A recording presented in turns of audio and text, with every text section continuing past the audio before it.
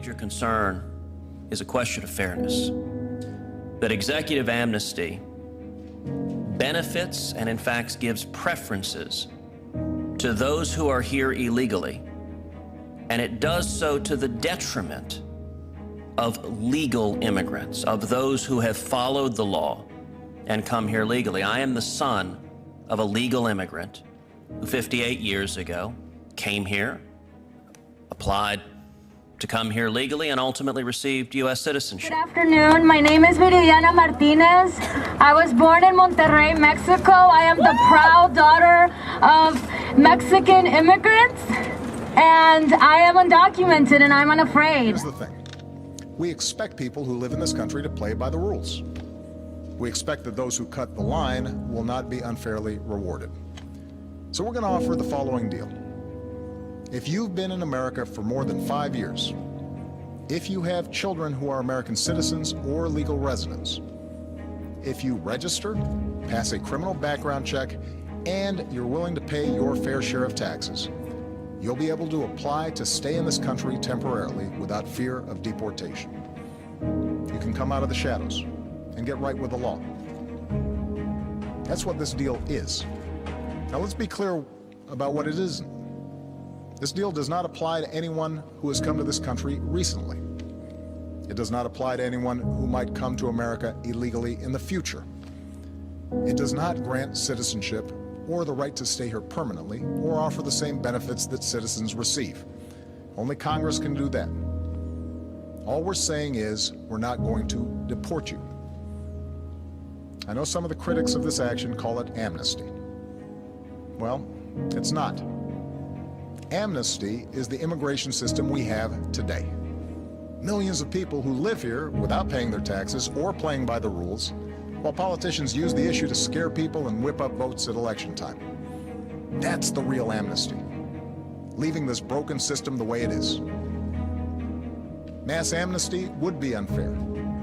Mass deportation would be both impossible and contrary to our character. What I'm describing is accountability, a common-sense middle ground approach. If you meet the criteria, you can come out of the shadows and get right with the law. If you're a criminal, you'll be deported. If you plan to enter the U.S. illegally, your chances of getting caught and sent back just went up. The actions I'm taking are not only lawful, they're the kinds of actions taken by every single Republican president and every single Democratic president for the past half-century.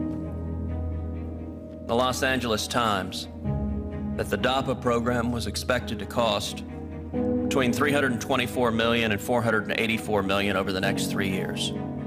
Is that an accurate projection? Believe that the individuals applying for deferred action would, in fact, pay the cost of the program without us having to borrow from others. The president's immigration policies are causing every town to be a border town, every state to be a border state. And not only is it turning America into a country without borders, it is turning it into a country without laws.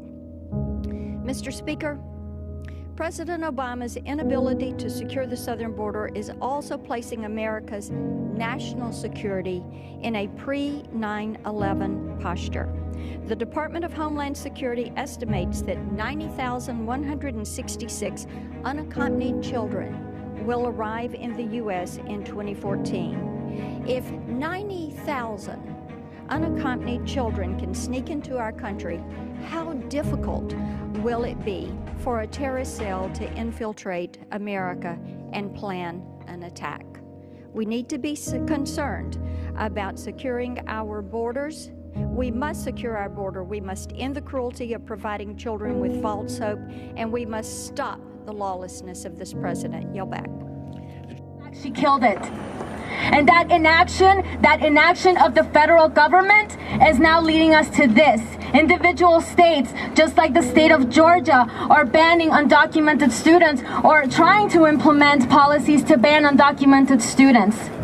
Board of Regents, you need to stand up and you need to say no. And President, you need to not comply with this ban. The United States talking about inviting these folks in to the United States from Central America, primarily El Salvador, Honduras, Guatemala, and at the same time has done nothing in 5 years to bolster the economies and the governments of those three countries, and even now has their presidents join him in Washington, D.C., but without purpose, plan, or policy as to how to rid those countries of the cartels' influence and the human and drug smugglers that are taking immense advantage. Yes, that's exactly right. Table and said, how do we best address this and put an end to it and prohibit the coyotes? You know, in this where they're saying, oh, if you get to America